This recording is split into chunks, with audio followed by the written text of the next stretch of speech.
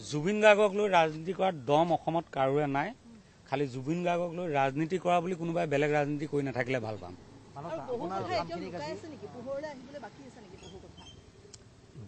বহু কথাটোতো আমাক দৰকাৰো নাই নহয়। আমাক মূল কথা কি লাগে?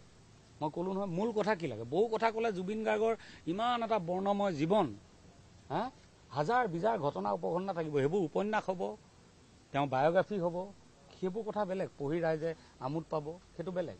বিচাৰ প্ৰক্ৰিয়াৰ কাৰণে আমাক মূলতঃ কি কি কাম লাগে? এক, ছিংগাপুৰলৈ কোনে মাতিছিলে?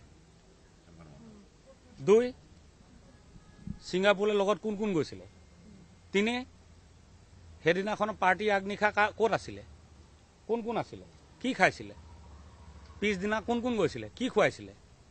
চাৰি, ইমানবোৰ ভিডিঅ' আহিছে যে শেষৰ ভিডিঅ'টো ক'ত? শেষৰ ভিডিঅ'টো ক'ত লুকাই আছে? অসমবাসীয়ে চাবলৈ পাব লাগে। সেইটো তেওঁ পোষ্টমৰ্টেম ৰিপৰ্টতকৈ তাৎক্ষণিকভাৱে দৰকাৰী বস্তু, যিটো ৰেকৰ্ড হৈ আছে কাৰোবাৰ মোবাইলত। নিশ্চিতভাৱেতো ৰেকৰ্ড হৈছে নে অকল সেইখিনিয়ে নহ'ল, বাকী চব হ'ল? মই নাজানো। এতিয়া বাকীবোৰক চালে বেৰে কোবাই থাকি এইটো সময় নষ্ট কৰাৰ বাহিৰে একো নহয়। শ্যামকানু মহন্তৰ ঘৰৰ পাৰ্টিলৈ কোন গৈছিলে সেইটো বৰ ডাঙৰ বিষয় নহয়। ডাঙৰ মানুহ পাৰ্টিলৈ মাতিলে সৰু মানুহ যায়েই। সেইবোৰ কথাত দৌৰি থাকিব নালাগে। সেইবোৰে মানুহক দুখ দিব, আমাক জুবিন দাক ভাল পোৱা মানুহখিনিক ভাগ ভাগ কৰিব। ৰাজনীতি গাব নালাগে। চৰকাৰে নকৰাখিনি আঙুলিয়াই দিব লাগে, কিন্তু চৰকাৰক এতিয়া গালি পৰাৰো সময় নহয়। কোনোবাই যে গালি পাৰি আছে সেইটোও ভাল কথা নহয়। ঠিক সেইদৰে চৰকাৰ পক্ষও কোনোবাই কথা এটা সুধিছে কাৰণে তেওঁক ইটিকিং কৰিব, তেওঁক জেলত ভৰাই থ'ব, সেই কথাবোৰো গ্ৰহণযোগ্য নহয়। কাৰোবাক ধমকি দিব, সেইটোও গ্ৰহণযোগ্য নহয়। অসমৰ প্ৰাণৰ আমঠু জুবিন গাৰ্গ, তেওঁক লৈ প্ৰতিজনৰে চিন্তা হৈছিল, হৈছে আৰু ভৱিষ্যতলৈও থাকিব।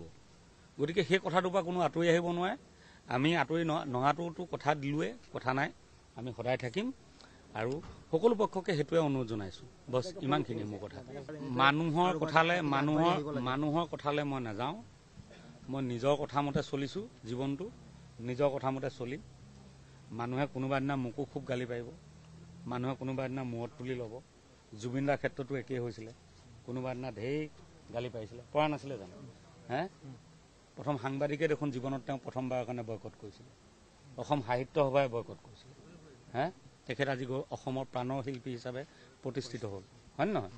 গতিকে সেই কথাবোৰত আমি আজিকালি গুৰুত্ব নিদিওঁ বুলি নকওঁ, শুনা পাওঁ, একাষৰীয়া কৰি থওঁ, সেইটো জীৱনৰ এটা পাৰ্ট বুলি ভাবোঁ। নিজৰ কাম কৰাৰ গতিটো এটা বেলেগ। গতিকে মই সেইবোৰক লৈ কোনোদিনে খুব ব্যতিব্যস্ত নহয়।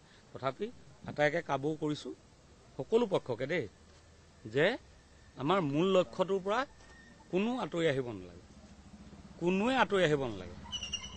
সকলোৱে এক হৈ থাকিলেহে আমি কথাটোৰ সঁচা উত্তৰ এটা পাবলৈ সক্ষম হ'ম। আমি ভাগ ভাগ কথা বকলা মেলি থাকিলে একো নাপামগৈ। ধন্যবাদ।